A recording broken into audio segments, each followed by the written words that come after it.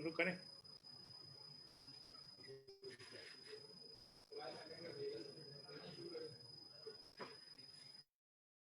بسم اللہ الرحمن الرحیم. حلقہ کراچی کے تحت آن لائن اجتماع کارکنان کا آغاز کرتے ہیں. نائب امیر جماعت اسلامی حلقہ کراچی ڈاکٹر واسع شاکر صاحب تلاوت اور مطالعہ قرآن رکھیں. اعوذ باللہ من الشیطان الرجیم. بسم اللہ الرحمن الرحیم. وجاہدوا باللہ حق جہادہ واجتباکم وما جعل علیکم فی الدین من حرج ملۃ ابیکم ابراہیم وسماکم المسلمین من قبل وفی ھذا لیکون الرسول شہیدا علیکم وتکونوا شہداء علی الناس واقیموا الصلاۃ وآتوا الزکاۃ واعتصموا باللہ ومولاکم فنعم المولا ونعم النصیر. صدق اللہ العظیم. رب اشرح لی صدری ویسر لی امری واحلل عقدۃ من لسانی یفقہوا قولی. ذی الحج کا مہینہ شروع ہوا چاہتا ہے اور اللہ رب العالمین نے اس مہینے کو بڑے بابرکت مہینوں میں شمار کیا ہے. اس کی پہلی 10 راتوں کو اللہ تعالیٰ نے قرآن میں فرمایا والفجر واللیال عشر کہ وہ 10 بابرکت راتیں کہ جو اس مہینے کی ہیں. اور پھر اس مہینے کی جو سب سے بڑی نسبت ہے وہ حضرت ابراہیم علیہ السلام کے ساتھ ہے کہ جس میں قربانی کا مہینہ بھی ہے، حج کا بھی ہے، طواف کا بھی ہے. اور اسی حوالے سے یہ سورہ حج کی ایک آخری آیت میں نے آپ کے سامنے تلاوت کی ہے کہ جس میں اللہ تعالیٰ فرماتے ہیں کہ جہاد کرو جیسا کہ جہاد کرنے کا حق ہے. اس نے تمہیں اپنے کام کے لیے چن لیا ہے اور دین میں تم پر کوئی تنگی نہیں رکھی ہے اور قائم ہو جاؤ اپنے باپ ابراہیم کی ملت پر. اللہ نے پہلے بھی تمہارا نام رکھا تھا اور اس قرآن میں بھی تمہارا نام یہی ہے تاکہ رسول تم پر گواہ ہو اور تم لوگوں پر گواہ. بس نماز قائم کرو، زکوٰۃ دو اور اللہ سے وابستہ ہو جاؤ. وہ ہے تمہارا مولا، بہت ہی اچھا ہے وہ مولا اور بہت ہی اچھا ہے وہ مددگار. ذی الحج کا مہینہ اور سنت ابراہیم کی یاد کو تازہ کرنے کے لیے اللہ رب العالمین نے یہ 2 بڑے یادگاری تہوار جو مسلمانوں میں بنائے جاتے ہیں وہ اس ماہ مبارک کے اندر آتے ہیں. لیکن در حقیقت حضرت ابراہیم علیہ السلام کی پوری زندگی ساری دنیا کے انسانوں کے لیے، مسلمانوں کے لیے ایک زبردست نمونہ ہے. لیکن خاص طور پہ وہ لوگ کہ جن کے بارے میں اللہ تعالیٰ فرماتے ہیں کہ ہم نے تمہیں چن لیا اس کام کے لیے، وہ لوگ کہ جو تحریک کے ساتھ وابستہ ہیں، اقامت دین کے ساتھ، کہ جس مقصد کے لیے اللہ نے حضرت ابراہیم کو بھیجا تھا دنیا کے اندر اور تمام انبیاء کو. تو خاص ان افراد کے لیے اللہ رب العالمین نے قرآن کی ان آیات کے اندر مخاطب کیا ہے اور ہمیں حوالہ دیا ہے کہ قائم ہو جاؤ اپنے باپ ابراہیم کی ملت کے اوپر. اور حضرت ابراہیم علیہ السلام کی سنت اور ان کے جو زندگی تھی جو ہمارے لیے بہت بڑے رول ماڈل کا درجہ رکھتی ہے، اس کی زندگی کے حوالے سے ہم سب کو اس کو اپنی زندگی میں اپنانے کی ضرورت ہے. اور اس رول ماڈل کے مطابق اللہ رب العالمین نے ان کو اپنا دوست اور خلیل بنایا تھا. تو واقعتاً اس راستے کے اوپر چل کر ہم بھی اللہ تعالیٰ کے دوست اور خلیل بن سکیں. حضرت ابراہیم علیہ السلام کی زندگی کے بہت واقعات ہیں، لیکن چند واقعات جو میں آپ کے سامنے رکھوں گا جس سے آپ اچھی طرح واقف ہیں. لیکن ان واقعات میں جو ہمارے لیے سبق کے اور تزکیے کے جو پہلو ہیں ان میں سب سے پہلی بات تو یہ کہ حضرت ابراہیم تنہا تھے. یعنی جس وقت انہوں نے اس حق کی دعوت کو قبول کیا ہے، ان کا پورا خاندان، ان کے باپ، ان کے گھر والے، ان کا پورا قبیلہ، ان کا پورا ملک، ان کی فوج، ان کے ملک کے بادشاہ سب کے سب ان کے خلاف تھے اور وہ تنہا حق کی دعوت کو لے کر کھڑے ہوئے تھے. اور سارے لوگوں نے ان کو روکنے کی کوشش کی کہ کسی طرح آپ اس دعوت سے باز آ جائیں، اس کو چھوڑ دیں، کمپرومائز کر لیں، پیچھے ہٹ جائیں، خاموش ہو جائیں. لیکن انہوں نے اپنی اس دعوت سے کمپرومائز نہیں کیا. اور بالآخر یہ ہو گیا کہ ان کے بادشاہ نے حکم دے دیا کہ حضرت ابراہیم کو آگ کے اندر ڈال دیا جائے. اور واقعات میں آتا ہے کہ وہ پورا ہفتہ آگ جلائی جاتی رہی، حضرت ابراہیم کے سامنے وہ آگ تپائی جاتی رہی اور روزانہ حضرت ابراہیم کو لے جا کے وہ آگ دکھائی جاتی تھی کہ دیکھو اس آگ کے اندر تمہیں ڈالا جاتا. لیکن حضرت ابراہیم کے پائے بات کے اندر کوئی لغزش نہیں آئی. ایک لمحے کے لیے بھی انہوں نے اس بات سے نہ کمپرومائز کیا نہ پیچھے ہٹے کہ میں اپنی بات کو چھوڑ دوں کسی طریقے سے. اور بالآخر ان کو اس آگ کے اندر ڈال دیا گیا. انہوں نے آگ کے اندر ڈالا جانا قبول کیا. لیکن اپنی دعوت سے ایک لمحے کے لیے بھی پیچھے ہٹنا قبول نہیں کیا. اور یہ سب سے بڑی ایک دعوت کا پہلو حضرت ابراہیم علیہ السلام کی سیرت کا، جو ہر اس بندے کے لیے جو دنیا میں ظلم کے خاتمے کے لیے، باطل کے خلاف کھڑا ہوا ہے، حق کے لیے کھڑا ہوا ہے، کہ پوری دنیا آپ کی مخالف ہو، دنیا کی ساری فوجیں، دنیا کی بادشاہتیں، دنیا کے ساری سرکار، پوری دنیا آپ کے مخالف ہو اور آپ اکیلے ہوں، تو بھی آپ اللہ کے راستے کے اندر ڈٹے رہیں اور کھڑے رہیں، اسے پیچھے نہیں رہیں. اور دوسرا اس کا پہلو یہ ہے کہ آپ دیکھیں گے حضرت ابراہیم کو آگ کے اندر ڈال دیا گیا، آگ جلا دیتی ہے، لیکن اللہ تعالیٰ نے کیا فرمایا، قلنا یا نار کونی بردن سلام علی ابراہیم. تو اس آگ نے حضرت ابراہیم کے لیے سلامتی بن گئی. تو دوسری بات جس کو اللہ تعالیٰ نے قرآن میں بار بار مثالوں کے ذریعے واضح کیا، وہ تحریک کے کارکنوں کے لیے بڑی اہم بات ہے کہ دیکھیں، جب تک اللہ کی مشیت نہیں ہو، کوئی دنیا کے اندر آپ کو نقصان نہیں پہنچا سکتا. آپ اس دین کے کام کے اندر لگے ہوئے ہیں اور آپ سمجھے کہ کوئی دنیا کے اندر آپ کا بال بیکا کر سکتا ہے، تو کوئی دنیا کے اندر آپ کا بال بیکا نہیں کر سکتا جب تک اللہ کی مشیت نہیں. اللہ تعالیٰ نے قرآن کے اندر فرعون کی مثال دی، حضرت موسیٰ کی مثال اللہ تعالیٰ نے پیش کی کہ فرعون کتنا بڑا بادشاہ تھا، حضرت موسیٰ کا کچھ بھی نہیں بگاڑ سکا، بالآخر سمندر کے اندر غرق ہو گیا، نمرود ختم ہو گیا. لیکن اگر اللہ کی مشیت نہیں ہے تو کوئی ایسا ممکن نہیں ہے کہ کوئی بندہ جو اس دین کے خاطر کھڑا ہو، حق کے خاطر کھڑا ہو، چاہے وہ تنہا ہو، چاہے وہ اجتماعیت میں ہو، چاہے وہ کسی طرح ہو، لیکن اس کو دنیا کی کوئی قوت اپنی جگہ سے کوئی نقصان پہنچا سکتا. نہ اس کے رزق میں کمی کر سکتی ہے، نہ اس کے مال میں کمی کر سکتی ہے، نہ اس کی زندگی میں کمی کر سکتی ہے، نہ اس کو کسی طرح کا کوئی نقصان پہنچا سکتی ہے. تو حضرت ابراہیم کی سیرت سے یہ ہمیں سبق ملتا ہے کہ چاہے آگ بھی جلا دی ہے، لیکن اگر اللہ کی مشیت نہیں ہے تو وہ آگ آپ کو نقصان نہیں پہنچائے گی، وہ آگ آپ کے لیے سلامتی بن جائے گی. اور دنیا کی بڑی سے بڑی آزمائش اور تکلیف آپ کے لیے سلامتی اور رحمت بن جاتی ہے اگر اللہ کی مشیت آپ کے ساتھ ہو اور اللہ رب العالمین کی رحمت و برکت آپ کے ساتھ ہو. اور پھر حضرت ابراہیم کو اللہ تعالیٰ نے جس طرح آزمائشوں کے اندر ڈالا، ہم اور آپ تو اس کا تصور ہی نہیں کر سکتے، اس کا عشر عشیر کا بھی. لیکن جو نمونہ ہے وہ حضرت ابراہیم علیہ السلام کی سنت ہے کہ آپ دیکھیں ان کا چھوٹا سا بچہ، بالکل چند ماہ کا بچہ، حضرت ابراہیم کو اللہ رب العالمین نے حکم دیا کہ جاؤ اس کو اور اس کی ماں کو ایک وادی میں چھوڑاؤ. اور وادی بھی کون سی؟ غیر ذی زرع، کہ جس میں نہ پودا ہے، نہ پانی ہے، نہ درخت ہے، کچھ نہیں ہے وہاں پہ. حضرت ابراہیم نے کوئی آرگیو نہیں کیا اللہ تعالیٰ سے کہ اللہ تعالیٰ یہ کیسے ممکن ہے، کیسے ہوگا، کھانے پینے کا کیا انتظام ہوگا، کس طرح ان کا گزارا ہوگا. حضرت ابراہیم گئے اور وہاں جا کے چھوڑ آئے. حضرت حاجرہ نے پوچھا کہ آپ ہمیں کس کے اوپر چھوڑ کے جا رہے ہیں؟ انہوں نے کہا اللہ رب العالمین کے اوپر چھوڑ کے جا رہے ہیں. تو یہ جو اللہ پہ بھروسہ ہے نا، غیر متزلزل بھروسہ، یعنی ایسا بھروسہ، ایسا یقین کہ اللہ تعالیٰ جب مجھے آزمائے گا اور اللہ تعالیٰ کے کسی حکم کو میں پورا کروں گا تو کوئی مجھے نقصان نہیں ہوگا، نہ مجھے ہوگا نہ میرے گھر والوں کو نقصان ہوگا، میرے گھر والے بھوکے نہیں مر جائیں گے جب میں اس راستے کے اندر نکلوں گا. تو لوگ سوچتے ہیں باتوں کا، ڈرتے ہیں کہ یار کیا ہوگا بچوں کا. حضرت ابراہیم علیہ السلام نے ان کو چھوڑا وہاں پہ اور چھوڑ کے چلے گئے. اور پھر کئی سالوں کے بعد اللہ رب العالمین نے ان کو حکم دیا کہ وہاں جاؤ دوبارہ سے. اور وہاں زمزم کا کنواں ہو چکا تھا. حضرت ابراہیم نے اللہ کے حکم سے بیت اللہ کی دیواریں اٹھائیں. حضرت ابراہیم نے دعائیں کی جو ساری دعائیں قرآن کے اندر موجود ہیں. اور اللہ تعالیٰ نے اس مکہ کو بالآخر پوری دنیا کا مرکز بنا دیا. آج پوری دنیا کا مرکز، ساری دنیا سے لوگ طواف کے لیے، حج کے لیے وہاں پر جمع ہوتے ہیں. حضرت ابراہیم نے اس مکہ کو، اس گھر کو اپنے ہاتھوں سے بنایا حضرت اسماعیل کے ساتھ. اور اللہ تعالیٰ نے قرآن میں فرمایا کہ کس طرح حضرت ابراہیم اور حضرت اسماعیل مل کے اس کی دیواریں اٹھاتے جاتے تھے اور اللہ سے دعا کرتے جاتے تھے.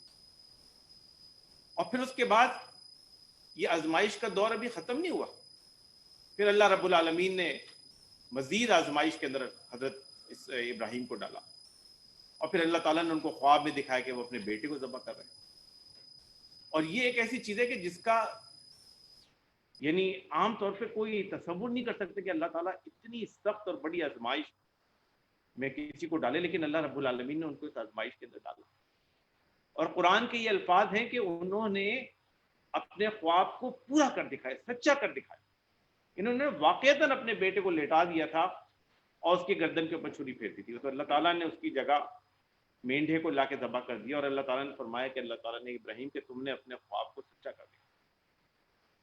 اور اللہ رب العالمین نے اس کو رہتی دنیا کے انسانوں کے لیے قربانی کو ایک واجب عبادت قرار دے دیا کہ ساری دنیا کے اندر آج ہم لوگ جانوروں کو قربان کرتے ہیں. اور واقعتاً جب ہم قربان کرتے ہیں تو آپ دیکھیں کہ جو دعا ہم پڑھتے ہیں قربانی کی، جب ہم قربان کرتے ہیں تو اللہ تعالیٰ سے کیا دعا کرتے ہیں کہ اللہ تعالیٰ جو آپ نے دیا ہے وہ ہم آپ کو واپس لوٹا رہے ہیں. تو یہ جو قربانی ہے یہ ایک بہت بڑی اللہ رب العالمین کی طرف سے یاد دہانی ہے انسان کے لیے.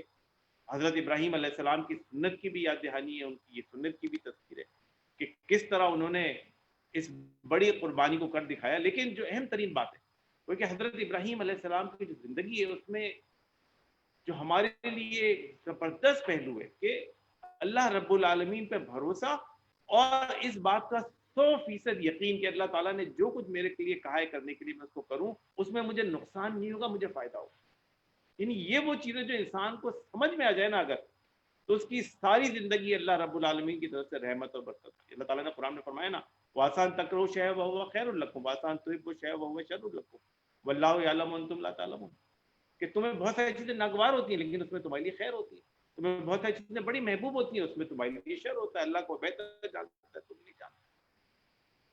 تو جو کچھ آزمائش مصیبت آج پوری دنیا ایک زبردست آزمائش سے دوچار ہے، بیماری ہے، لوگ جاننے والے کتنے جہاں باق ہو گئے، بیمار ہیں، ہسپتالوں کے اندر ہیں، لوگ خوف کا شکار ہیں، ایک دوسرے سے مل نہیں سکتے، ہاتھ نہیں ملا سکتے، گلے نہیں مل سکتے. یعنی ایک نارمل جو زندگی ہے، لوگ اس سے بہت بڑی آزمائش سے دوچار ہیں اور بڑے سخت فتنوں کا دور ہے یہ.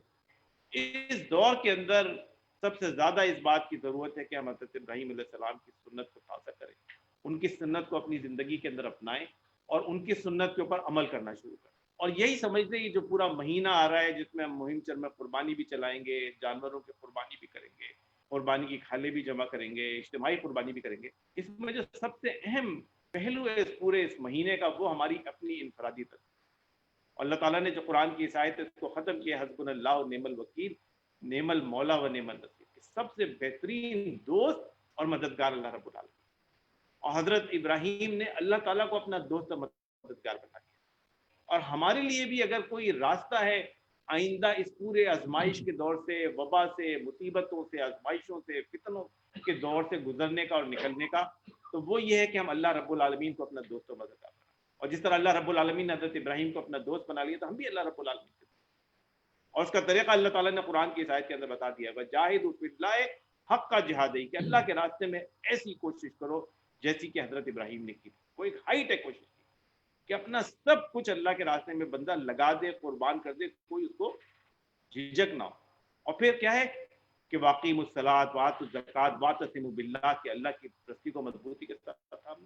اور پھر کیا وَتَکُونُوا شُہَدَاءَ عَلَى النَّاسِ، کہ اللہ کے راستے میں شہادت حق کا کام کرو، اللہ کے سامنے انسانوں کے سامنے گواہی دو اللہ کی بندگی کی اور اللہ کی حاکمیت کی. یہ حضرت ابراہیم کی سنت ہے اور یہ وہ کام ہے کہ جو اس ماہ مبارک میں اور سنت ابراہیمی سے ہمارے سیکھنے کا کام ہے کہ ہم شہادت حق کے لیے اور اقامت دین کے لیے جو حضرت ابراہیم کی سنت ہے اس کے لیے اپنی زندگی کو لگا دیں، وہ اس کے لیے جہاد کرے، وہ جد و جہد کرے، وہ کوشش کرے کہ جو اس کا حق ہے. اللہ تعالیٰ اس ماہ مبارک کو ہمارے لیے حضرت ابراہیم کے راستے پر چلنے کا بھی مہینہ بنائے اور اس سنت سے سبق حاصل کر کے عمل کرنے کا بھی مہینہ بنائے. اللہ تعالیٰ ہمیں عمل کرنے کی توفیق عطا فرمائے. وآخر دعوانا الحمدللہ رب العالمین. ابھی آپ کے سامنے نائب امیر ڈاکٹر واسع شاکر صاحب مطالعہ قرآن پیش کر رہے تھے. اب میں محترم امیر حلقہ سے درخواست کروں گا کہ وہ کارکنان سے مخاطب.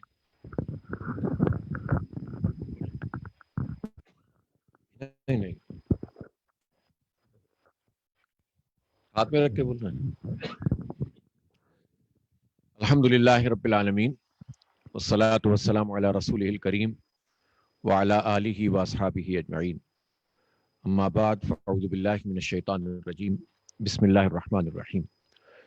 لن ینال اللہ لحومها ولا دماؤها ولکن ینالہ التقوی منکم کذالک سخرھا لکم لتکبروا اللہ علی ما ھداکم وبشر المحسنین. صدق اللہ العظیم. اللہ رب العالمین نے قرآن پاک پر ارشاد فرمایا ہے کہ نہ ان کے گوشت اللہ کو پہنچتے ہیں اور نہ ان کو خون پہنچتا ہے مگر اللہ کو تمہارا تقوی پہنچتا ہے. اس نے ان کو تمہارے لیے اسی طرح مسخر کیا، یعنی جانوروں کو اس طرح مسخر کیا ہے تاکہ اس کی بخشی ہوئی ہدایت پر تم اس کی کبریائی بیان کرو.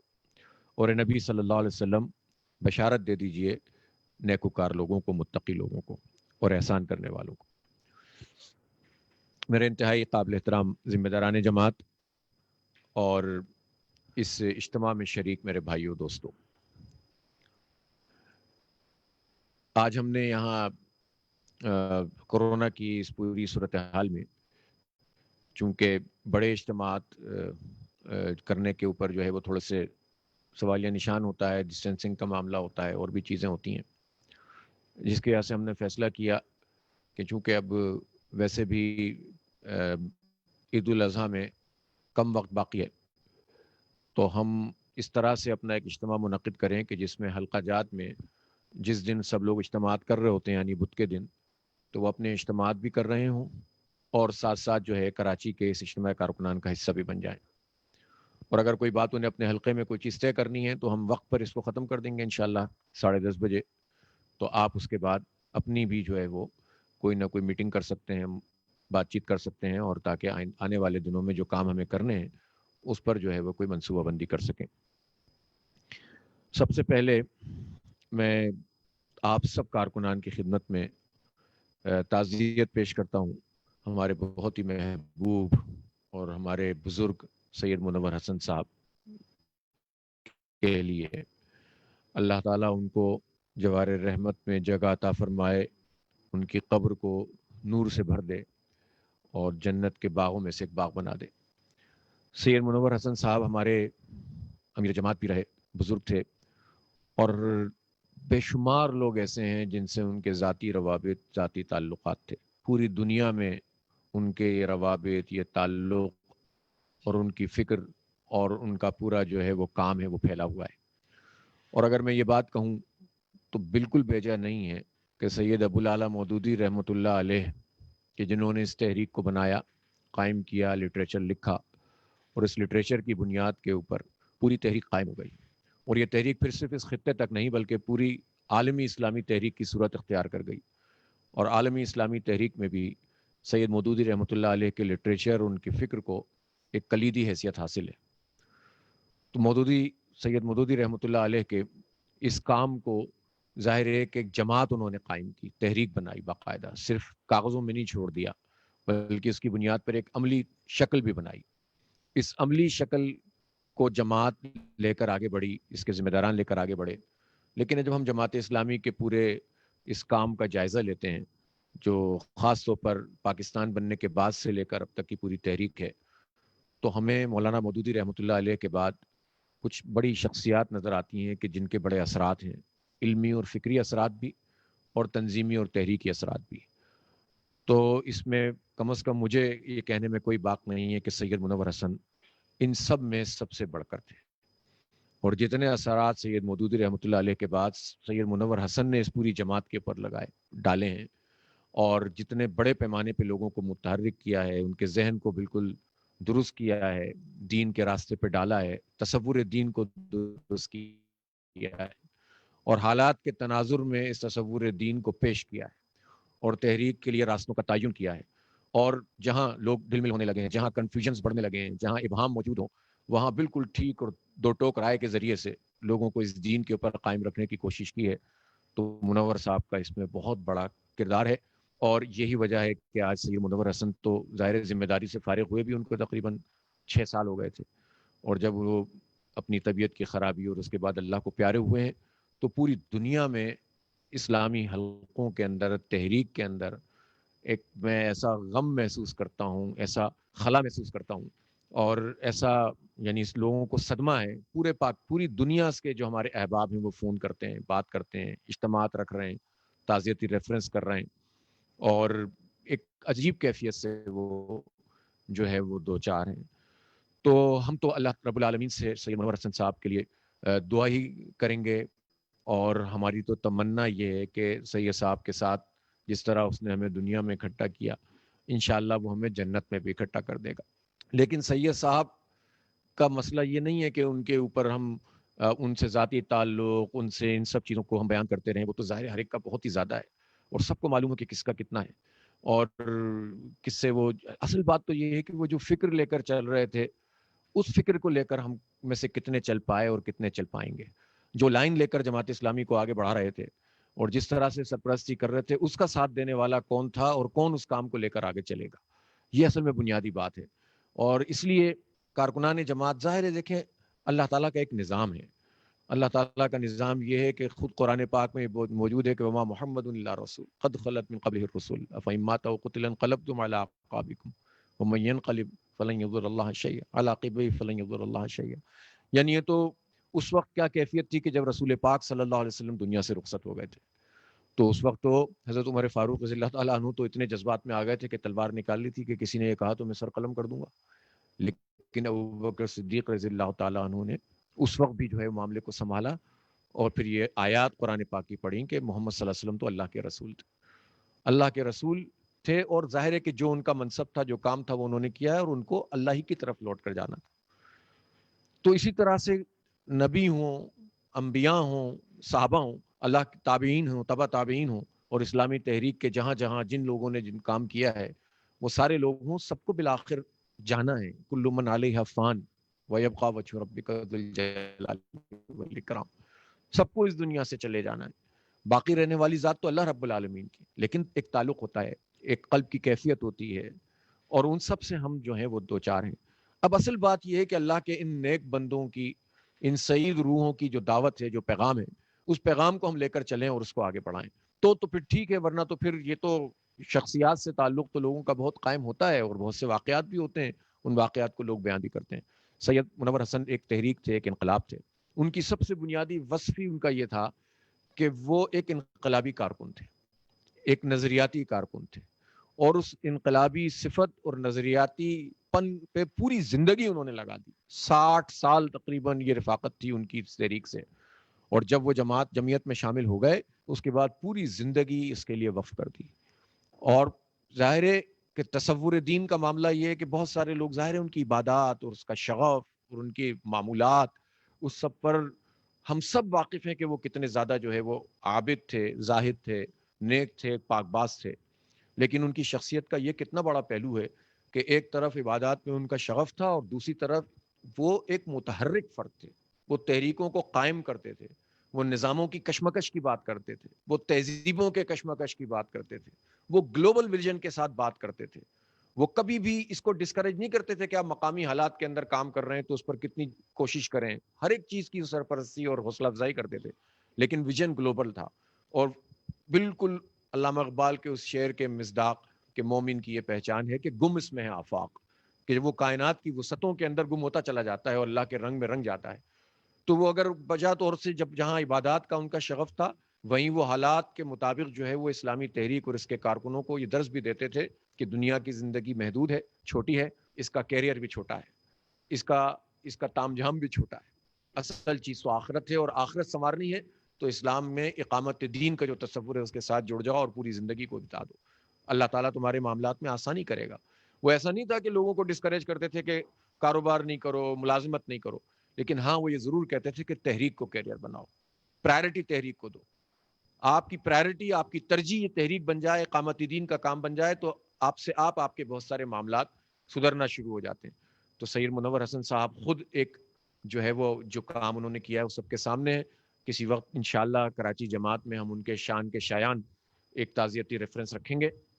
ابھی ظاہر حالات ایسے ہیں کہ چھوٹے چھوٹے ٹکڑوں کے اندر لوگ جو بھی کام کر رہے ہیں وہ ٹھیک ہے، لیکن کراچی جماعت انشاءاللہ اللہ نے چاہا تو ہم یہ مشورہ کریں گے، اللہ تعالیٰ اس وبا میں کچھ نہ کچھ جو ہے وہ بہتری کی صورت پیدا ہو تو ہم یوم تاسیس کے موقع پہ بھی ایک بہت بڑا پروگرام کر سکتے ہیں جس میں ہم بہترین طریقے سے جماعت اسلامی اور اس کی فکر، سید مودودی کی فکر اور سید منور حسن کا جو کام ہے اس پر جو ہے وہ ایک بڑا ریفرنس کریں. بہرحال ہم اس وقت جس صورتحال میں ہیں، کرونا کی وبا پوری دنیا کے اندر موجود ہے، اور اس وبا میں ایک تو ظاہر ہے کہ یہ طریقہ تھا کہ احتیاط کی جائے اور محفوظ رہا جائے. اس سب چیزوں کو پوری دنیا میں اختیار کیا گیا، دینی تنظیموں نے، اسلامی تحریکوں نے سب چیزوں کو جو ہے وہ خیال کیا. لیکن اس کے ساتھ ساتھ جو اہم بات تھی وہ یہ تھی کہ جماعت اسلامی نے اس بات کا فیصلہ کیا کہ ہم صرف گھروں کے اندر نہیں بیٹھیں گے. ظاہر ہے ایک مشکل وقت ہے، آزمائش کا وقت ہے، لیکن اس مشکل اور آزمائش میں جتنے لوگ پریشان حال ہیں اور مزید حکومتی اقدامات کے نتیجے میں مزید پریشان حال ہو رہے ہیں تو ان کی دارسی بھی تو کوئی کرے گا، ان کی خدمت بھی تو کسی کو کرنی ہوگی، اور یہ کام تو رسک لے کر ہی ہو سکتا ہے. تو وہ رسک ہمارے کارکنوں نے لیا، قیادت سے لے کر کارکنوں کی سطح تک پورے پاکستان میں جماعت اسلامی کے لوگوں نے الخدمت کا رضاکار بن کر لوگوں کی خدمت کی، اور اس لحاظ سے شہر کراچی کے کارکنان بجا طور سے خراج تحسین کے مستحق ہیں کہ انہوں نے پورے پاکستان میں سب سے زیادہ نمایاں ہو کر اس کام کو انجام دیا، اور بہترین طریقے سے اس پورے خدمت کے کام کے ذریعے سے بھی اپنی دعوت کو بھی وسعت دی۔ ظاہر ہے کہ خدمت ایک ذاتی وصف ہے کہ جو اللہ تعالیٰ چاہتا ہے کہ بندے کے اندر ہو اور بے غرض ہو کر ہو، یہ جس میں کوئی ذاتی غرض نہ ہو، اس لیے ہو کہ ہم کسی کی خدمت کریں تو اللہ خوش ہوگا، کیونکہ اللہ تعالیٰ خوش ہوتا ہے جب اس مخلوق کی خدمت کی جاتی ہے۔ لیکن جب اسلامی تحریک کوئی کام کر رہی ہوتی ہے تو اسلامی تحریک کے پیش نظر ذاتی مقاصد نہیں ہوتے، اسلامی تحریک کے پیش نظر دین کے مقاصد ہوتے ہیں، دین کے اقامت کے مقاصد ہوتے ہیں۔ تو آپ سے آپ یہ خدمت کا کام دعوت میں تبدیل ہو جاتا ہے، آپ سے آپ یہ خدمت کا کام کردار لوگوں تک پہنچانے میں منتقل ہو جاتا ہے۔ اس لیے اگر کوئی یہ سمجھتا ہے کہ اس خدمت کے کام کے ذریعے سے لوگوں کے دلوں کو بھی مول لیا جائے، تو ہمیں قرآن پاک میں تو وہ زکوٰۃ کے مصارف میں سے بھی وہ مصرف نظر آتا ہے کہ جو تالیف قلب مؤلفۃ القلوب کا وصف ہے، کہ زکوٰۃ جیسی رقم بھی لوگوں کے دل جیتنے کے لیے اور تالیف قلب کرنے کے لیے استعمال کی جاتی ہے۔ ظاہر ہے کہ ہر آدمی یہ فیصلہ نہیں کر سکتا، اس کو ذرا دین کی بنیاد پر دیکھنا پڑتا ہے۔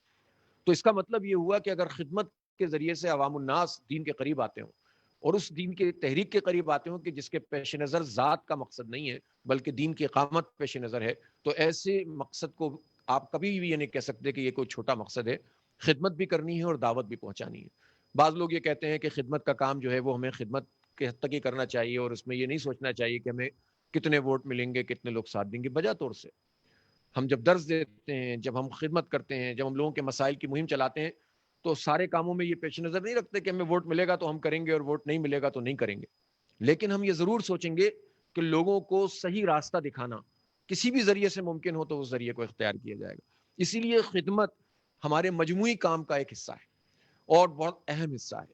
اسی لیے آپ یہ دیکھیں کہ چاہے کرونا کا مسئلہ آیا تو ہم نے بہت آؤٹ آف دی وے ہم کہہ سکتے ہیں کہ اس پہ کام کیا، اور کون سا کام ہے جو ہم نے چھوڑا؟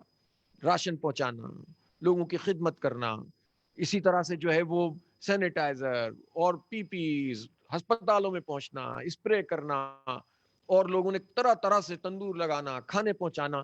کون سی چیز ہے جو لوگوں نے، اور ہم نے کراچی میں خاص طور پر اس بات کا فیصلہ کیا تھا، پورے پاکستان میں بھی ہوا ہوگا، کہ ہم نے اپنے مقامی علاقوں کو اور حلقوں کو یہ اختیار دیا تھا کہ اب اس میں آپ فنڈ جمع کریں، ہم مہم چلائیں گے مجموعی طور پر شہر کی سطح پر، اور اس کا فائدہ یہ ہے کہ آپ کو لوکلی بھی جو ہے لوگ فنڈ دیں گے، اور ان فنڈز کو آپ خرچ بھی کریں، حاصل بھی کریں اور خرچ بھی کریں، اور اس کا حساب رکھیں۔ اور ہم نے اضلاع کی ذمہ داری لگائی کہ حساب پورا رکھیں گے لیکن آپ اختیار دیں گے۔ الحمدللہ ایک اسٹریٹجی کا فائدہ یہ ہوا کہ بہت بڑے پیمانے پر لاکھوں کی تعداد میں لوگوں کو ہم نے سہولت فراہم کی، اور اس کے نتیجے میں آپ سے آپ اللہ تعالیٰ نے یہ برکت ڈالی کہ جماعت اسلامی کا یہ امیج ابھر کر سامنے آیا، اور ہمیں اس امیج کو جو ابھر کر سامنے آیا اس کا تحفظ بھی کرنا ہے۔ تو ہمیں اس بات کی کوشش بھی کرنی ہے کہ اس کو مینٹین کیا جائے، اور خدمت جو ہے وہ ہمارا ایک شعار بن جائے، ایک برانڈ بن جائے۔ آپ اس کو مارکیٹنگ ٹرم میں برانڈ کہتے ہیں، لیکن ہم سمجھتے ہیں کہ خدمت ایک ایسا ہمارا شعار بنے کہ جس کے اثرات پھر لوگوں کے اوپر مرتب ہوں، لوگوں کی رائے پر ہم اثر انداز ہونا شروع ہیں کہ یار یہ خدمت کرنے والے لوگ ہیں، یہ انفرادی خدمت بھی کرتے ہیں، یہ اجتماعی خدمت بھی کرتے ہیں۔ جب کوئی نہیں بولتا تو یہ بولتے ہیں، جب کوئی ہاتھ نہیں پکڑتا تو یہ ہاتھ پکڑتے ہیں۔ اور پولیٹیکل پارٹیز میں بھی اگر لوگوں کو یہ فیصلہ کرنا پڑے کہ ان پولیٹیکل پارٹیز میں سے کون سا آدمی ہے جو خدمت کرتا ہے، کون سی پارٹی ہے، تو اس میں بھی لوگوں کے سامنے جماعت اسلامی سامنے آئے۔ تو ہم اس پوری اسکیم کے پیش نظر اس کام کو ہم نے کیا، اور الحمدللہ بڑے پیمانے پر اللہ تعالیٰ کی مخلوق کی ہم نے خدمت کی۔ اس کے ساتھ جو کورونا کی جو پورا ایک نظریاتی پہلو ہے جس کا تذکرہ ابھی واسع بھائی کہہ رہے تھے، کہ ظاہر اللہ کی طرف سے ایک آزمائش ہے، اور یہ آزمائش تو کسی کے لیے عذاب بھی ہوگی، کسی کے لیے جو ہے وہ یہ تنبیہ ہوگی محض، اور کسی کے لیے یہ آزمائش بنے گی کہ ہم جو ہیں اس میں سرخرو ہو کر لوٹیں۔ تو ہم نے دیکھا کہ ہمارے کتنے قریبی ساتھی اس دنیا سے رخصت ہو گئے۔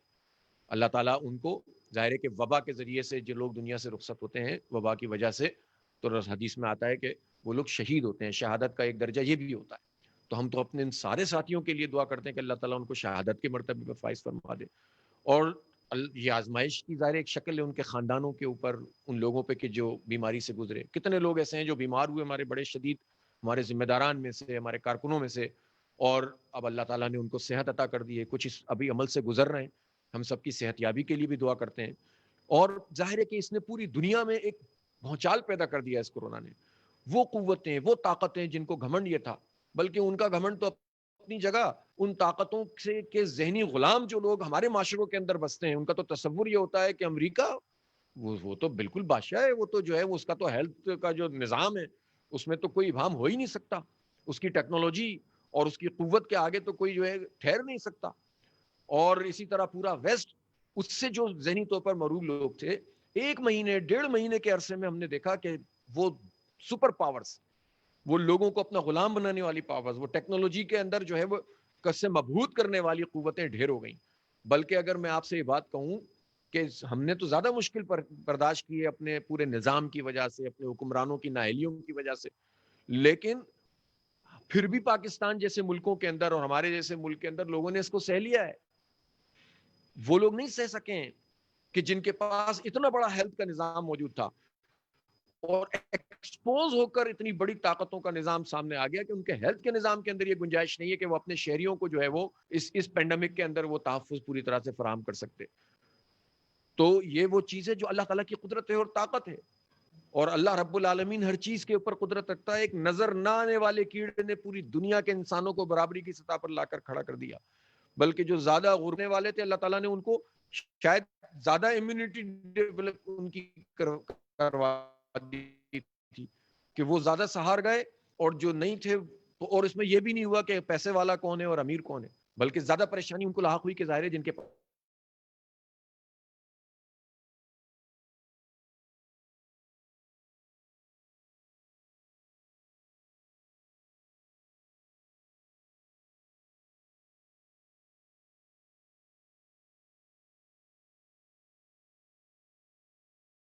5,000 کی فگر بھی نہیں پہنچی ہے، تو آپ سوچ سکتے ہیں کہ کتنے بڑے پیمانے پہ لوگ سراسیمہ ہوئے ہیں.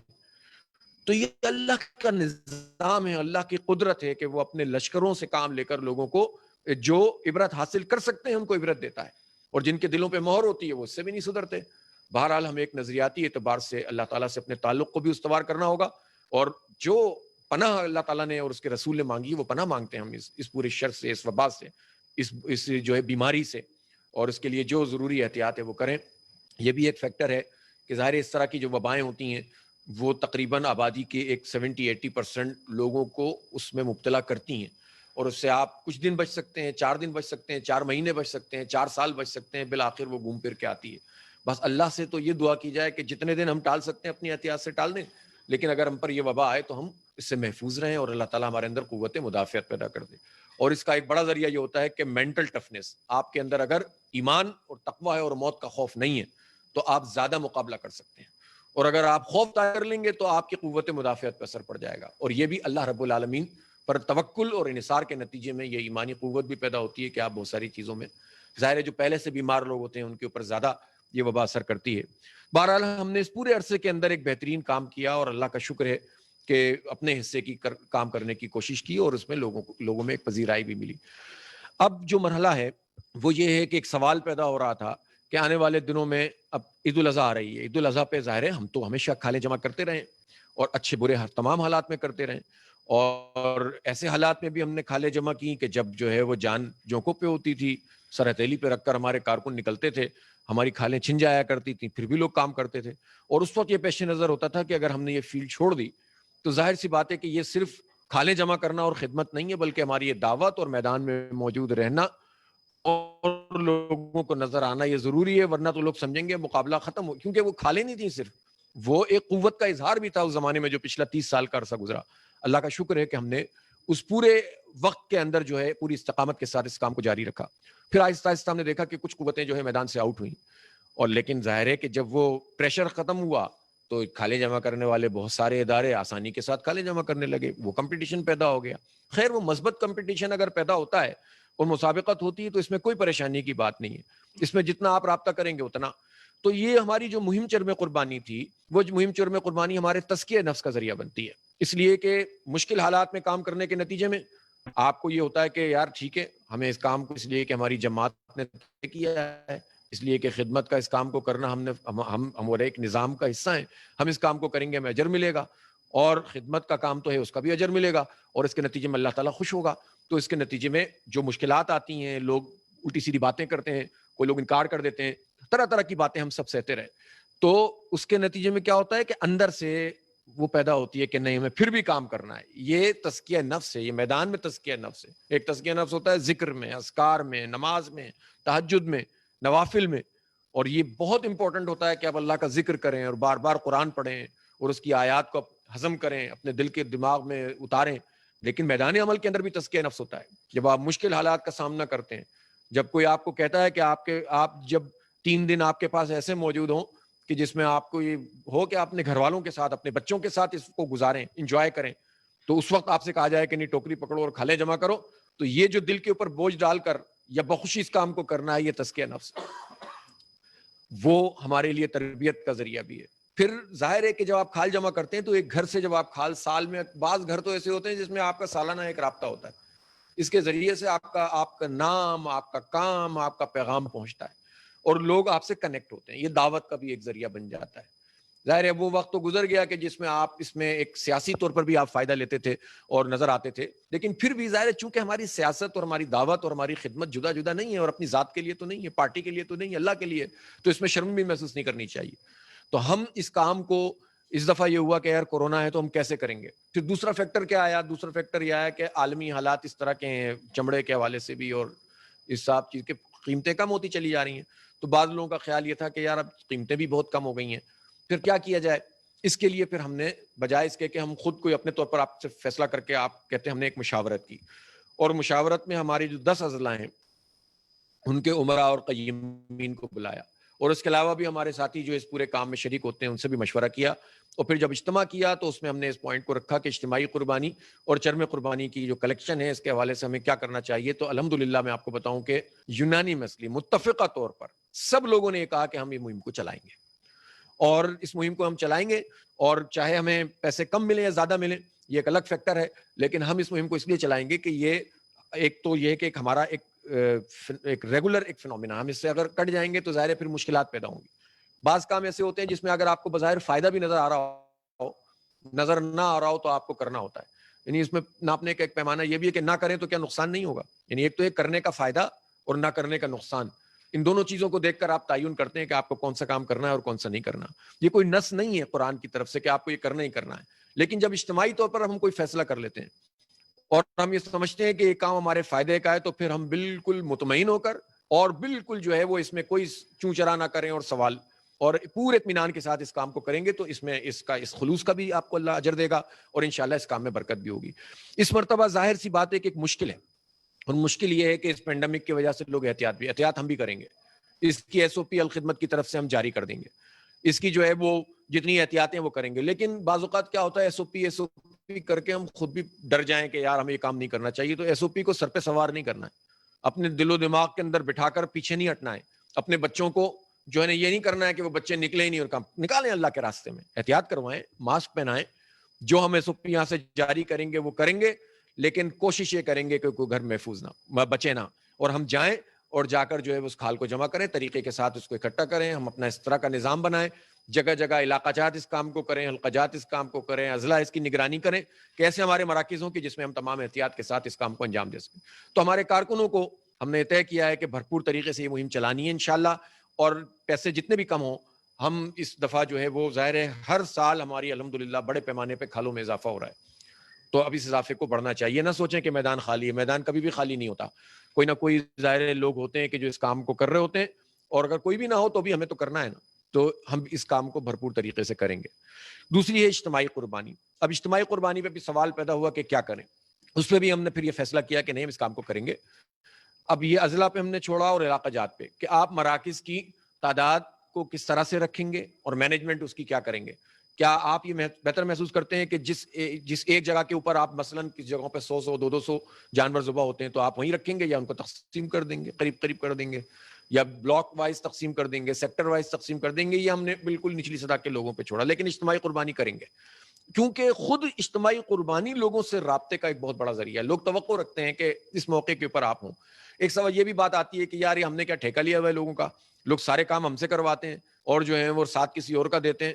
تو ایسے رویے تو لوگوں کے ہر دور کے اندر رہے ہیں. اگر اس بنیاد کے اوپر ہم کام کرنا چھوڑ دیں تو پھر کون سا کام رہ جائے گا. درس قرآن میں بھی تو لوگ آتے ہیں اور پھر اس کے بعد ہمیں ووٹ نہیں دیتے. لوگ جو ہیں وہ اور بہت ساری چیزوں کے اندر بھی تو آتے ہیں اور ہمارا ساتھ نہیں دیتے. تو یہ تو ہمیشہ سے رہا ہے. انبیاء کے زمانے میں بھی کتنے لوگ ہوتے تھے جو ہم دیکھیں نا، خود نبی کریم صلی اللہ علیہ وسلم کے پاس لوگ امانتیں تو رکھواتے تھے نا. یعنی جس وقت قریش کے سرداروں نے مل کر فیصلہ کیا کہ ہم قتل کر دیں گے آپ صلی اللہ علیہ وسلم کو نعوذ باللہ، اور جب انہوں نے گھیراؤ کر لیا اور آپ نے اپنے بستر پر حضرت علی رضی اللہ تعالیٰ عنہ کو لٹا دیا، تو اس وقت بھی ان لوگوں میں سے کتنے لوگوں نے جو ہے وہ حضور پاک صلی اللہ علیہ وسلم کے پاس اپنی امانتیں دی ہوئی تھیں. اس کا مطلب یہ ہے کہ کریکٹر کو قبول کرتے ہیں لوگ اور مانتے ہیں، لیکن فیصلہ تو پھر وہ اپنا کرتے ہیں. تو یہ تو لوگوں کا رویے پہ اگر ہمیں کرنا ہے تو پھر تو ہم کام چھوڑ دیں.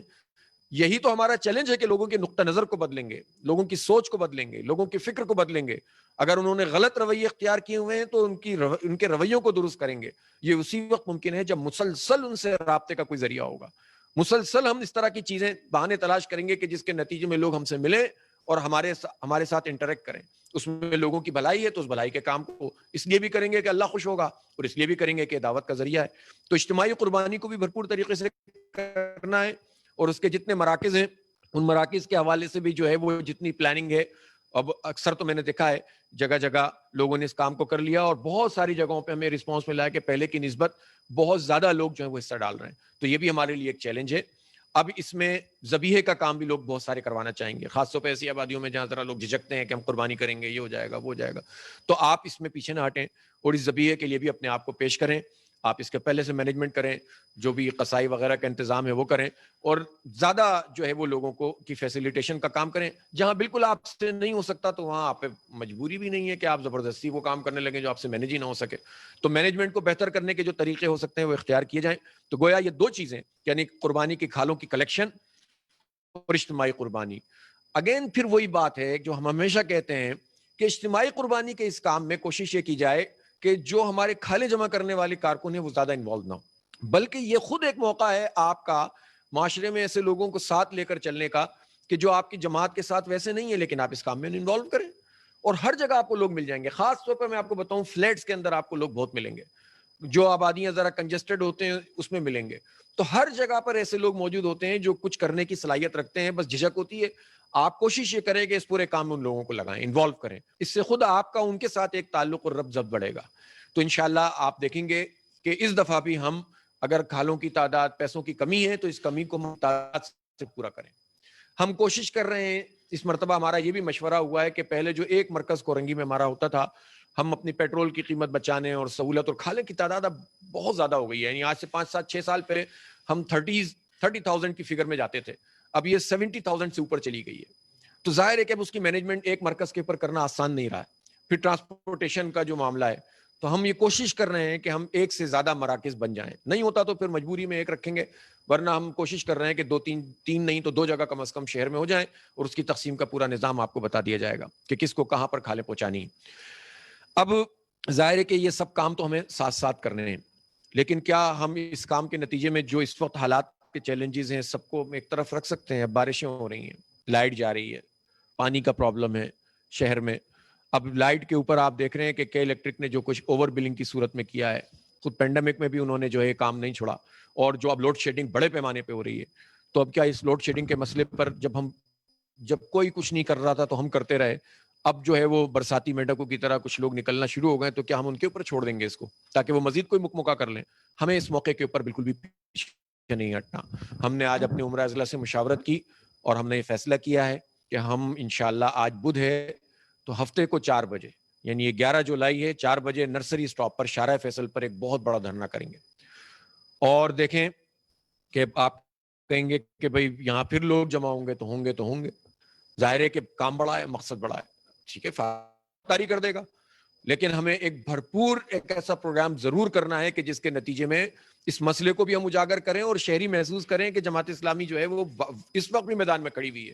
اس لیے کہ میں آپ کو یہ بات بتاؤں کہ ساری پارٹیاں کے الیکٹرک اور ابراج گروپ کے ساتھ ملی ہوئی ہیں، چاہے مجبوری میں اب جا کر، اب دیکھیں نا پی ٹی آئی کے لوگ ہیڈ آفس پہ جا کر ان کے ایم پی اے مظاہرہ کر رہے ہیں، اور پی ٹی آئی کی گورنمنٹ کو، اس کی کابینہ اور ای سی سی نے جو اکنامک کونسل ہے اس نے 3 روپے بڑھانے، 2 روپے 89 پیسے بڑھانے کا فیصلہ کیا رہے ہیں. پیسے تو آپ نے بڑھائے ہیں، کنٹرول میں تو وفاقی حکومت کے ہے.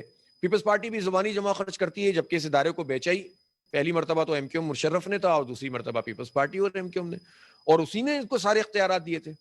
ان کی بھی وہی وفاقی حکومت بھی پی پی کی تھی اور صوبائی حکومت بھی پی پی کی تھی، اور ایم کیو ایم ان کے ساتھ شریک کار تھی.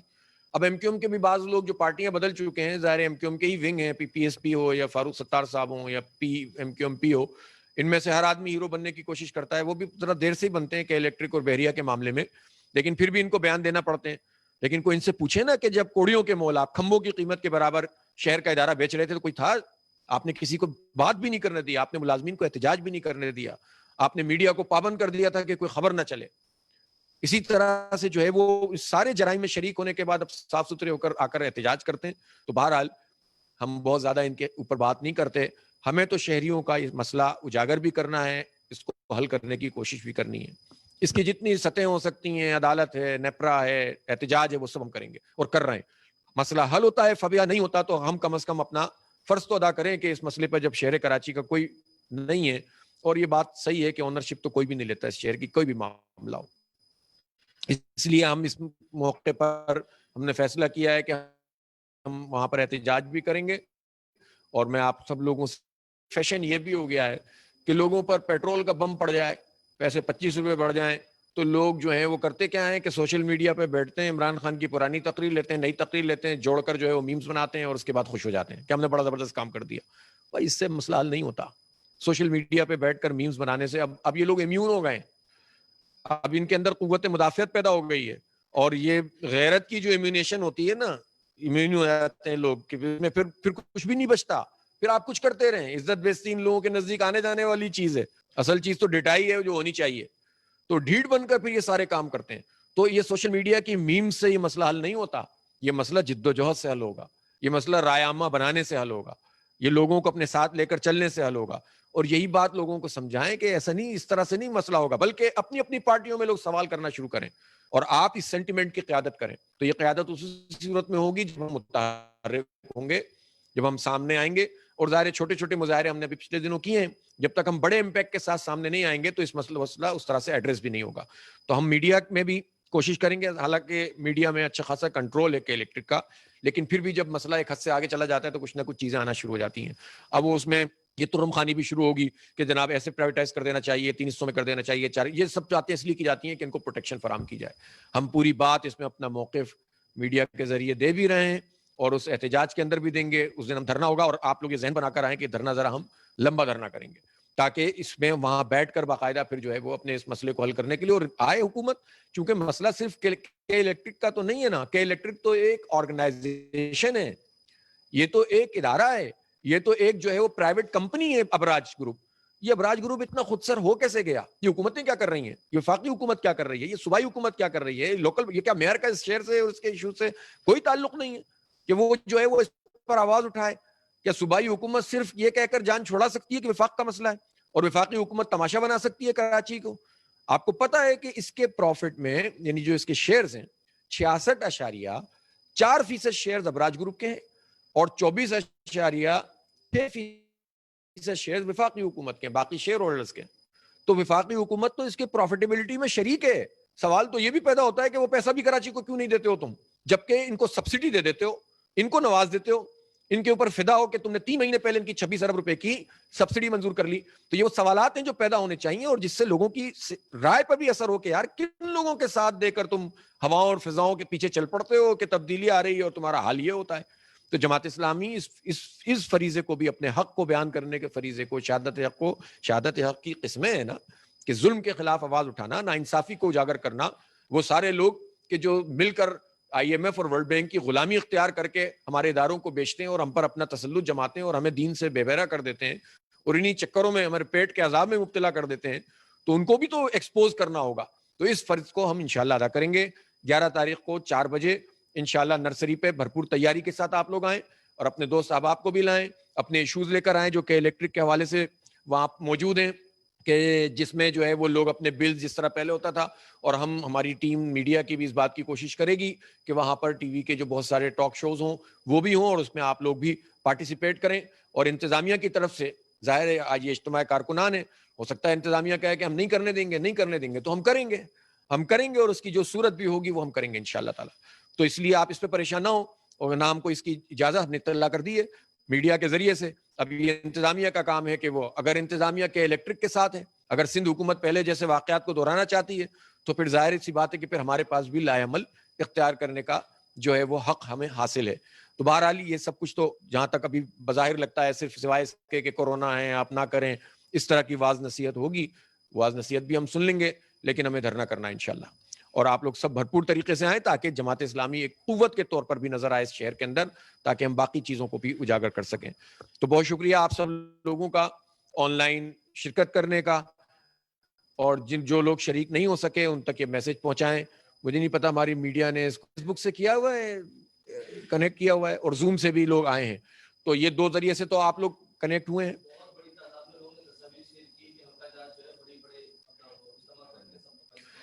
دیکھیں جو ہے نا, اگر ول ہو تو وہ نکلتے ہیں, یعنی اگر آپ کے اندر ہے کہ ہمیں کچھ نہ کچھ کرنا ہے تو اللہ تعالیٰ راستے بناتا ہے. یہی ہماری تنظیم ہے, اور یہ ہماری اللہ نے ہمیں جو تنظیم دی ہے اس پہ ہمیں اللہ کا شکر ادا کرنا چاہیے. یہ کسی کے پاس یہ صلاحیت نہیں ہے. لوگ اپنے اپنے گھروں کے اندر تو شریک ہو سکتے تھے, لیکن لوگ ٹولیوں کی صورت میں, اجتماعات کارکنان کی صورت میں اگر موجود ہیں اور وہ کنیکٹ ہو رہے ہیں, تو یہ ایک ہماری نظم و ضبط ہے, اور ہم حالات کے مطابق اپنے آپ کو ڈھالنے کی الحمدللہ صلاحیت رکھتے ہیں.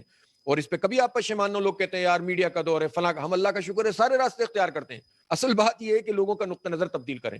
تو آپ سب لوگ جو بھی کنیکٹ ہوئے ہیں حلقجات کے اندر, اور انفرادی طور پر نظم کے لوگ, اضلاع کے لوگ, کارکنان, میں سب کو جو ہے وہ یہ اللہ تعالیٰ سے دعا بھی کرتا ہوں کہ اللہ تعالیٰ جو ہے وہ آپ لوگوں کو اجر عظیم عطا کرے. اور اب آپ لوگ اپنی اجتماعی قربانی کی اور قربانی کی کھالوں کے جمع کرنے کی پلاننگ بھی کریں. الخدمت سے آپ کو وہ تمام سہولیات دی جائیں گی, رسیدیں اور یہ سب چیزیں چند دنوں میں آپ کے پاس آنا شروع ہو جائیں گی. ہم بہت بڑی کیمپین ظاہر نہیں بنا سکتے کہ ہم اس میں جس طرح پہلے چیزیں دیا کرتے تھے, لیکن ہم سوشل میڈیا کے ذریعے سے اس کیمپین کو بنائیں گے اور کچھ بنیادی بینرز وغیرہ لگائیں گے. لیکن میں ایک بات اور کہنا چاہتا ہوں کہ جب یہ ایشوز آتے ہیں بہت سارے کہ الیکٹرک کا معاملہ ہے, تو میں اپنے حلقہ جات اور علاقہ جات کی سطح پہ بھی, اب ہم نے دھرنا رکھا ہے نا, تو کچھ بینرز تو ہم شہر میں لگا دیں گے, لیکن باقی چیزیں جو ہیں وہ آپ لوگ اپنے طور پر بھی سنبھال لیا کریں. اور اس کے بینر لگانا, اس کے پوسٹر لگانا, اس کو مسجدوں میں تقسیم کرنا. اور میں چاہتا ہوں کہ اگر ویسے اس پر ہم نے طے تو نہیں کیا, لیکن اگر عمرہ اضلاع بھی میری بات سن رہے ہوں گے کہ اگر جمعے کے دن یعنی پرسوں اگر ہم مساجد کے باہر مظاہروں کا اہتمام کر سکیں, اور وہ اپنے ہمارے علاقہ جات کی سطح پر ہوں یا حلقوں کی سطح پر ہوں, تو یہ بہت اچھا ہوگا کہ ایک مہم کی صورت بن جائے گی. تو جمعے کے بعد یا شام میں آپ لوگ جو ہیں وہ طے کر لیں اور مظاہرے کریں, تاکہ اس سے ایک مومنٹم بنے, اور پھر اگلے دن ہم ایک بڑا دھرنا کریں گے. تو شہر بھر کے مظاہرے اور دھرنے کا انشاءاللہ فرق پڑے گا, امپیکٹ آئے گا. اور ہم جو ہے اس لوڈ شیڈنگ, دیکھیں مطلب یہ ہے کہ لوگ کہتے ہیں مسئلہ حل نہیں ہو رہا. اب مسئلہ اگر حل نہیں ہو رہا تو اس کا مطلب ہی نہیں کہ گھر بیٹھ جائیں اور مسئلہ مزید بڑھا دیں. تو جد و جہد کرنے سے کم از کم مسئلہ وہاں رک جاتا ہے جہاں پر جو ہے وہ مزید بڑھ سکتا ہے. اور دوسرا یہ کہ لوڈ شیڈنگ یہ ختم ہو سکتی ہے, اور یہ اتنا بڑا مسئلہ نہیں ہے. اور تیسری بات یہ ہے کہ جو انہوں نے دھوکہ ہمیں دیا ہے اور سسٹم اپ گریڈ نہیں کیا, اس کو ایکسپوز تو کیا جائے گا نا, اور ان سب لوگوں کو ایکسپوز کیا جائے گا جو کہ الیکٹرک کے ساتھی ہیں. تو بہرحال آپ آئیں, یہ احتجاج بھی بہت ٹھیک طریقے سے کریں, اور آنے والے دنوں میں ان چیلنجز کو پورا کریں. انشاءاللہ موقع ملے گا تو ہم دوبارہ بھی اس طرح کے اجتماعات کریں گے, اور اللہ تعالیٰ آپ سب لوگوں کو اجر عظیم سے نوازے. کوئی چیز رہ تو نہیں کہ قیم صاحب دورے گئی ہے بھائی, کوئی سوال آئے ہیں کیا؟ سوال آیا ہے کوئی مختصر سا بتا دیں اگر ایک دو سوال ہو. چونکہ ہمارے پاس, ہم نے چونکہ وعدہ کیا ہے تو ہم انشاءاللہ 4 منٹ بعد ختم کر دیں گے اجتماع.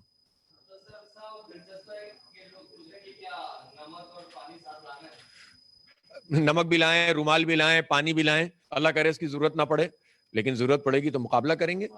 کشمکش میں زندگی ہے, روح امم کی حیات, کشمکش انقلاب. اور آپ بھائی کہہ رہے ہیں چنے لائیں, ان کا ارادہ ہے 2-3 دن تک یہ وہ جو ہے چنے کے لائیں گے. گڑ بھی لائیں ساتھ میں, گڑ بھی لائیں. ماسک پہن کر آئیں سب لوگ. یہ واسع بھائی, ڈاکٹر واسع صاحب آپ جانتے ہیں, انہوں نے خصوصی ہدایت کی ہے, اور ہمارے سامنے, میں خود نہیں ماسک پہنا ہوا, لیکن بہرحال پہننا چاہیے, پہنتا بھی ہوں, لیکن اس وقت ذرا چونکہ بات کرنی تھی تو نہیں پہن سکا. ہمارے اسامہ بھائی, زاہد بھائی, برجیت صاحب, ہمارے راشد قریشی بھائی, قاضی صدر الدین صاحب, اس معاملے ہمارے ناصر بھائی بیٹھے ہوئے ہیں, عبد الرحمان بھائی, یہ سب ماسک لگائے ہوئے ہیں. اور جو نہیں لگائے ہوئے ان کا بھی نام لے دوں نہیں, سب کو پہننا چاہیے اور مجھے بھی پہننا چاہیے. ہاں, بعض لوگوں نے ہاتھ میں رکھا ہوا ہے راجہ عارف صاحب نے جی, میری بھی جیب میں جی. بھائی پڑے گا, دیکھیں پہلے ہم نے تو 5,000 تقریباً روپے کی, 4,700 روپے کی کھالیں بھی وصول کی ہیں, اور ہم نے 1,200 روپے کی کھالیں بھی وصول کی ہیں. تو باہر ہو کے خزاں لا الہ الا اللہ. تو یہ تو آپ ہو جو جتنے بھی ہو کہ یہ کام تو ہم کریں گے. کھال اور اس کی قیمت ایک فیکٹر ہے، لیکن خدمت، رابطہ، دعوت یہ بہت بڑا فیکٹر ہے، تو اس کو ہم نہیں چھوڑ سکتے. اور ہمارے بچوں کی تربیت، اس سے ہم اپنے بچوں کی تربیت کرتے ہیں، ان کو آمادہ کرتے ہیں کہ جماعت کا جو ہے وہ اس کے ساتھ کس طرح سے منسلک ہوتے ہیں. جی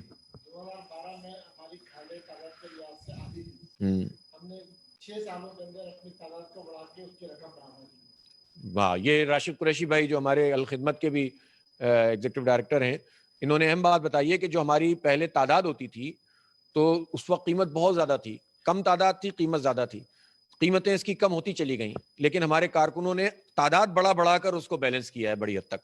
تو ابھی بھی ہمارا چیلنج ہے کہ مزید قیمت بھی اگر کم ہوتی ہے تو ہم اپنی تعداد بڑھا کر انشاءاللہ اس قیمت کو بھی پورا کرنے کی کوشش کریں گے، اور باقی جو اس کے دوسرے فوائد ہیں تو وہ اپنی جگہ پر.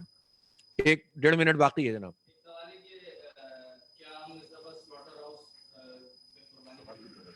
اچھا، انہوں نے سوال کیا، یہ ہمارا پوری میڈیا سیل کی ٹیم ہے، نشوشات کی ٹیم ہے، سلمان شیخ صاحب ان کے ساتھی سارے موجود ہیں، زاہد عسکری بھائی ان کے ساتھی موجود ہیں، ان کی ایفرٹ سے یہ آپ دیکھ بھی رہے ہیں اس وقت. اور اگر کوئی اس میں لنک میں آپ کو پرابلم آ رہی ہے تو بھی انہی کی وجہ سے، اور اچھائی ہے تو بھی ان کی وجہ سے. تو کہنے کا مقصد، یہ سوال آپ نے کیا ہے کہ سلاٹر ہاؤس، تو یہ سوال لوگوں نے کیا ہے. دیکھیں سلاٹر ہاؤس کا معاملہ یہ ہے کہ اس میں جو ہماری قربانی فی سبیل اللہ ہے، ہم سلاٹر ہاؤس کے لیے کوشش کر رہے ہیں، اگر وہ ہمیں مل جاتا ہے تو ہم قربانی فی سبیل اللہ کو جو ہے وہ اس کے اندر کرنے کی کوشش کریں گے. لیکن ہم آپ کی قربانیاں جو آپ لوگ کر رہے ہوتے ہیں اس کے اوپر چاہیں گے کہ اثر انداز نہ ہو. جو اجتماعی قربانی ہے وہ ہم وہاں نہیں کریں گے، تاکہ آپ کو یہ وہاں سے آنے میں، ترسیل میں کوئی پرابلم نہ ہو. تو آپ بے فکر رہیں، آپ اپنے حصے کا کام کریں، اور یہ سلاٹر ہاؤس کا کام جو ہے الخدمت کراچی اپنے طور پر دیکھنے کی کوشش کر رہا ہے. ٹھیک ہے جناب، جزاک اللہ. دعا کر لیں. اللہم صلی علی سیدنا مولانا محمد وعلی آل سیدنا مولانا محمد وبارک وسلم. یا رب العالمین، ہم سب کے حال پر رحم فرما دے. یا اللہ، ہمارے سید منور حسن صاحب کی مغفرت فرما. اللہم اغفر لہ ورحمہ وعافہ واعف عنہ واکرم نزلہ ووسع مدخلہ واغسلہ بالماء والثلج والبرد ونقہ من الخطایا. یا اللہ، ہم سب کو ان کے نقش قدم پر چلنے کی توفیق عطا فرما دے. ہمارے بہت سارے ارکان جماعت، ذمہ داران جماعت اس دنیا سے رخصت ہو گئے، اللہ تعالیٰ ان سب کی مغفرت فرما دے. یا اللہ، جو لوگ بھی اس وبا سے شہید ہو گئے ہیں، کرونا کی وبا سے، ان سب کو شہادت کا درجہ عطا فرما دے، ان کی مغفرت فرما دے. یا اللہ، جو بیمار ہیں ہمارے ساتھی، ہمارے عمرہ اضلاع میں سے ساتھی بیمار ہوئے، ان کے گھر والے ہوئے، اسلام بھائی بیمار ہیں، محمد حسین مہندی صاحب الحمدللہ شفا یاب ہو گئے ہیں، اسلام بھائی کی طبیعت بھی نسبتاً بہتر ہے، بہت سارے ساتھی ہیں، اللہ تعالیٰ ان سب کو شفا یاب فرما. اللہم اشف مرضانا ومرضی المسلمین. یا اللہ، ہم سب کے حال پر رحم فرما. ہم نے جو فیصلے کیے ہیں اس پر عمل درآمد کی توفیق دے دے، لوگوں کے دلوں کو ہماری دعوت کے لیے کھول دے، ہمارے شہر پر، ہمارے ملک پر، اس پورے امت کے اوپر اپنا رحم فرما دے. یا اللہ، ہماری دعاؤں کو قبول فرما لے. یا رب العالمین، آج اجتماع میں جو لوگ بھی شریک ہوئے ہیں، جس طرح سے بھی، ان سب کی شرکت کو قبول فرما لے. صلی اللہ تعالی علی رسول خیر خلقی سیدنا محمد وعلی آلہ وصحبہ. لا الہ الا اللہ.